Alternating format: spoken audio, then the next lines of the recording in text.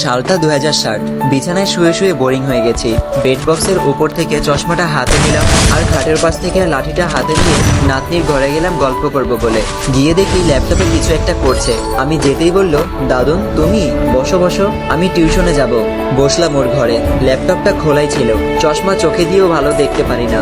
হঠাৎ মনে পড়লো আজ কত যুগ ধরে ফেসবুকে যাই না, অথচ যে ছেলেটা না এখনকার বুড়োটা একসময় দিনরাত ফেসবুকে চ্যাটিং ছবি আপলোড দেওয়া নিয়ে ব্যস্ত থাকতো, অনেক কষ্টে পাসওয়ার্ডটা মনে করলাম।